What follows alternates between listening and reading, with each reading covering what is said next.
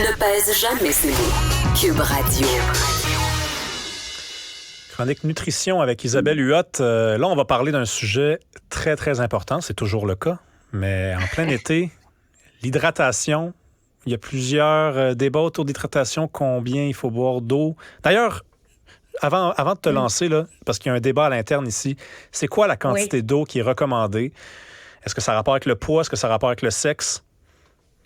Très, très bonne question. En fait, on vise entre 2 litres pour la femme, là, grosso modo, 3 litres pour l'homme. Mais dans l'hydratation, tu as l'eau, mais tu as également le lait, les boissons de soya, même le café, à raison de 2 cafés par jour, contribue à l'hydratation, contrairement à ce qu'on a déjà pensé. Au début, on disait non, un café, c'est diurétique. Ça contribue à l'hydratation. Ça, c'est vraiment de la nouvelle littérature. Donc, en fait, la plupart des choses qu'on boit dans la journée, sauf l'alcool, parce que l'alcool, c'est vraiment un pouvoir diurétique important. Puis on le sait, c'est souvent pour ça qu'on a une migraine, qu'on a trop bu, parce qu'on a perdu beaucoup d'eau. Donc, c'est bien le verre d'alcool, le verre d'eau en alternance, là, ça tient toujours pour l'été. Puis, il faut pas oublier aussi que les fruits et les légumes contribuent à l'hydratation. Donc, nos besoins en eau sont supérieurs à 2-3 litres. C'est 2,8 litres pour la femme, 3,8 pour l'homme. Mais on s'en va en chercher beaucoup dans les fruits et les légumes. On pense au melon d'eau, aux concombres, là, qui sont gorgés d'eau aussi. Des migraines quand on boit de l'alcool, je sais même pas de quoi tu parles. Je sais pas du tout de quoi tu parles. Non, c'est ça. Je ferai une chronique là-dessus avec plein d'astuces pour éviter les migraines. En attendant, tu veux nous parler des infusions. Oui. Donc, moi, j'ai fait un repérage des prêts à boire dans des épiceries santé, les dépanneurs, et c'est l'explosion. Il y a tellement de tendances qui se dessinent. Il y a toutes sortes de nouveaux produits. Les infusions, moi, j'aime bien. Des petits sachets comme ça, biodégradables, qu'on met dans son eau. Il n'y a pas de sucre. Souvent, dans les prêts à boire, puis on va le voir avec les catégories suivantes, il y a du guarana, il y a de la caféine, il y a du sucre, il y a des vitamines, des minéraux, de la taurine, des acides aminés branchés. Bref, la liste d'ingrédients s'allonge. Puis quand je vois des listes d'ingrédients très, très courtes, là, ben c'est sûr que ça me plaît. Côté infusion de nouveautés, là, je fais comme à la télé, je montre des choses, oser. Ça, je trouve ça chouette parce que c'est une jeune fille qui avait une dépendance aux boissons énergisantes, qui voulait vaincre sa dépendance et qui a lancé cette entreprise-là avec son père. Et donc, oser, c'est des infusions. Il y en a pour les 4 moments de la journée. Un le matin avec du ginseng, du jus d'orange. Un le midi avec yerba maté pour une petite dose d'énergie. L'après-midi, on est plus dans le ginkgo biloba qui a un pouvoir sur les fonctions cognitives. Et le soir, camomille et jus de cerise qui a un effet sur l'endormissement. Fait que je trouvais ça quand même original. Et il y a d'autres entreprises qui proposent du Québec aussi parce que le Québec, côté prêt à boire, là, on le voit dans l'alcool, mais aussi dans les produits sans alcool, là, il y a vraiment une explosion, puis il y a beaucoup de produits avec des herbes du romarin, de l'ortie. Puis moi, j'aime bien quand les produits sont soit non sucrés ou sucrés avec du sirop d'érable, parce que, bon, c'est un sucre, tant qu'à faire local, on y va avec le sirop d'érable. Puis les boissons osées, est-ce que ça goûte la boisson énergisante au moins? Est-ce que ça vient au moins satisfaire les papilles? Au moins! J'aurais aimé ça aller en studio, te faire goûter. Écoute, vraiment, parce que je les ai ici, c'est intéressant. Puis c'est 4 palettes de saveurs différentes parce que c'est 4 produits complètement différents. Et vraiment, là, j'ai fait goûter à plusieurs qui ont trouvé ça super intéressant. Bon, alors, si on se voit en studio, là, j'en garde une canette pour te faire goûter assurément. Tu es la bienvenue. Tu veux nous parler des boissons vitaminées aussi? Oui. Là, je suis vraiment déçue. Dans les boissons vitaminées, premièrement, est-ce qu'on a vraiment besoin d'autant de vitamines? Si on mange bien, pas vraiment. C'est comme les suppléments de vitamines. On paye un peu pour rien. Mais là, ce que j'ai vu sur le marché, il y a des boissons vitaminées. Là, j'en ai une ici. Et je regarde le côté de l'emballage comme toujours parce que moi, j'aime bien lire qu'est-ce que ça contient. Vitamine B12, 15 000 % des besoins de la journée. Fait qu'on a besoin en B12 de 2,4 microgrammes. Ça rencontre la totalité de nos besoins en vitamine B12, qui est une vitamine importante pour prévenir l'anémie, entre autres. Mais là, j'ai 15 000 %. Donc, j'ai 360 microgrammes dans la bouteille. Ça a comme pas d'allure. Puis après ça, j'ai aussi des vitamines du complexe B 4500 6500 Je comprends pas pourquoi on a ça sur le marché. On se comprend, c'est des vitamines hydrosolubles, on va l'éliminer par les reins. Mais à un moment donné, rappelle-le, là, tu peux pas emmagasiner toutes ces vitamines B12-là. Tu prends pas ça puis tu te dis, ah, ben là, 15 000 j'en ai pour 150 jours ou 15 jours. Là, ça marche pas comme ça. Non, c'est ça, on peut pas parce que c'est des vitamines qu'on doit consommer tous les jours. Donc, c'est pas comme, OK, je fais mes réserves, je suis correct pour un mois. Donc, l'excédent va être éliminé par l'urine, mais c'est quand même une charge rénale. C'est comme manger trop de protéines, là. Donc, attention parce que moi, je vois des pourcentages qui ont juste pas d'allure dans cette catégorie-là. Puis si on fait du sport, moi, je les regarde, là, les bonhommes, ils ont toutes des boissons différentes. Est-ce que c'est nécessaire, ça? C'est pas nécessaire, ça dépend du sport. En fait, ça devient nécessaire pour des sports d'endurance. Mais endurance, genre, si on prend la course, 5 km, 10 km, c'est pas nécessaire. À partir de 21 km, là, on a besoin de trois choses. On a besoin de sucre pour continuer à bien performer. On a besoin d'électrolytes, essentiellement du sodium, un peu de potassium. Donc, des boissons de type Gatorade, Powerade, c'est quand même des bons choix, une boisson maison. Mais la tendance sur le marché, c'est trois choses. De l'eau de coco, j'en ai ici de l'eau de coco. De l'eau de coco, c'est une boisson qui est naturellement riche en potassium, mais faible en sodium. Alors qu'en fait, on a besoin de plus de sodium que de potassium. Donc, est-ce que ça vaut la peine l'eau de coco pour un grand sportif? Pas vraiment. Ça peut être désaltérant si on fait pas de sport, mais quand c'est vendu dans des boissons énergisantes, on a vu la controverse. Je sais pas si tu connais les boissons Prime. Non. Bon. Prime, il y a eu énormément de controverses. C'est une boisson en deux catégories, donc la boisson énergisante et la boisson hydratation.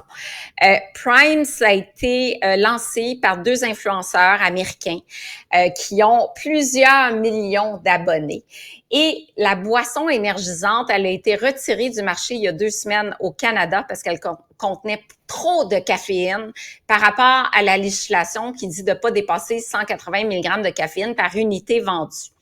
La boisson hydratation fait fureur chez les jeunes. On comprend qu'ils sont très influencés par leur idole, les influenceurs sur les réseaux sociaux. C'est des boissons à base d'eau de coco, d'acides aminés à chaîne ramifiée, de saveurs, ça goûte la gomme ballon, honnêtement, ou ça goûte le Kool-Aid. Et ce n'est pas nécessaire. Honnêtement, Rémi, là, un enfant qui fait du sport, là, qui joue au soccer, la boisson d'hydratation par excellence, c'est l'eau. On n'a pas besoin d'aller chercher des boissons sportives chez les enfants. Dans toutes les études, c'est toujours des études chez l'adulte.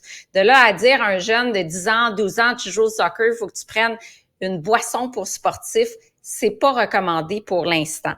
Donc, dans les boissons d'hydratation, on parlait de Gatorade tantôt, j'en ai une ici, Gatorade Fit. Il n'y a pas de glucides. Pour un sportif, on a besoin de sucre. Donc, je vois pas la pertinence d'aller chercher une boisson de réhydratation avec pas de sucre, des électrolytes.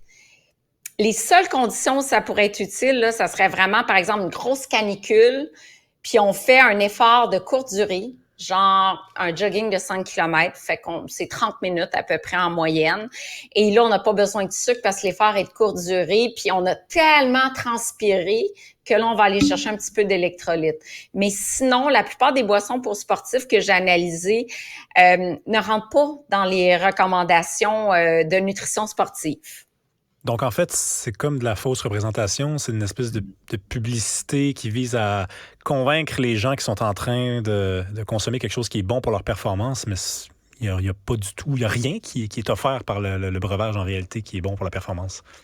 Ben exactement. Il y en a des bons breuvages en nutrition sportive. Là. Il y en a des breuvages, il y a des pré-workouts avec la caféine. Encore là, je conseille pas ça aux enfants, aux adolescents, pas du tout. Ça va permettre de préserver les réserves de glycogène, d'améliorer un petit peu la performance. Après ça, pour des efforts de plus longue durée, comme des marathons de 42 km, il y a des gels avec des glucides qui vont aider. Puis il y a des boissons pour sportifs avec 6 à 8 de glucides et avec 500 à 500 mg de de sodium par litre, 75 à 200 mg de potassium par litre. Ça, c'est vraiment la formule gagnante pour bien performer. Mais soyez critiques, c'est ça que j'ai envie de dire, parce que les tendances actuelles du zéro sucre, là, ça convient juste pas aux sportifs. Ah, c'est bon à savoir. Puis côté thé glacé, café glacé.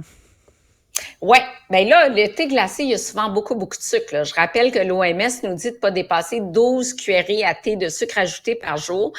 Dans les tendances, le matcha. Le matcha, c'est un thé vert japonais très, très riche en antioxydants. Il y a du prêt à boire au matcha ici que j'aime bien parce que il n'y a pas de sucre. Puis quand il n'y a pas de sucre, soyez encore une fois vigilants. Allez voir dans la liste d'ingrédients parce que la tendance est au sucralose, au stevia, aux fruits du moine, à l'aspartame. Donc, les édulcorants, là, je suis vraiment contre les édulcorants. Donc, est-ce qu'on est gagnant de prendre une boisson artificielle avec des édulcorants? L'OMS vient de publier un avis à l'effet que l'aspartame est potentiellement peut-être cancérigène.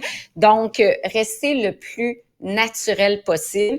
Et dans le thé glacé, j'ai trouvé d'autres nouveautés avec des thés noirs du Sri Lanka, par exemple, pas de sucre ajouté. Parfois, on ajoute même du curcuma, qui est une épice essentiellement originaire de l'Inde, qui a des vertus anti-inflammatoires. Donc, le curcuma, très tendance dans les prêts à boire aussi. Là, j'ai trouvé une limonade au curcuma, j'ai trouvé du thé au curcuma. Donc, ça fait partie des tendances dans les prêts à boire. Si tu passes en studio, apporte une limonade au curcuma. Là. Assez Je l'ai fait goûter à une animatrice télé qui a dit « Oh boy! » Elle n'était pas convaincue. J'ai hâte de voir si toi, tu vas être convaincu. Oh là là, j'ai hâte de voir aussi. Puis, pour l'intestin, pour la santé intestinale, c'est quand même quelque chose d'assez important dans le déroulement d'une journée, ça. Qu'est-ce que tu recommandes? Oui. Le microbiote, c'est la tendance de l'heure en nutrition et le prêt à boire n'échappe pas à cette tendance-là. Donc, on a des boissons pour l'intestin maintenant. Donc, ça suffit plus de dire manger des fibres pour l'intestin. Maintenant, il y a des boissons qui nous aident, soit du point de vue de la régularité ou du point de vue de la santé physique et mentale, parce qu'on sait maintenant que l'intestin joue un rôle sur l'anxiété, la dépression et la santé mentale. Donc, sur le marché, on a des prêts à boire. J'en ai ici pas loin, mais là, je les trouve pas. Mais bref, ça fera partie d'une petite dégustation. Mais j'ai des prêts à boire. Il y a Loop, par exemple, qui est une entreprise du Québec qui fait des jus d'économie circulaire avec des fruits et légumes moches, offre maintenant des boissons pétillantes avec du kéfir, donc une source de probiotiques, c'est bon micro-organismes pour l'intestin. Et il y a beaucoup d'entreprises américaines qui vont proposer soit des prébiotiques, donc prébiotiques, c'est la nourriture des probiotiques, ou encore des probiotiques. Fait qu'on va retrouver carrément des cultures bactériennes actives, parfois 1 milliard, parfois 2 milliards en termes de posologie, dans un prêt à boire. Donc, un prêt à boire qui contribue à la santé de son intestin, là. Puis il y a des bartendes maintenant qui contiennent également des probiotiques. C'est la grosse tendance de l'heure, là, qui se traduit par toutes sortes de produits en épicerie qui contiennent des prés ou des probiotiques ou encore les deux, ce qu'on appelle des symbiotiques. Isabelle Huot, encore une belle liste d'épiceries préparée. Merci beaucoup. Toujours Merci. un plaisir. À demain.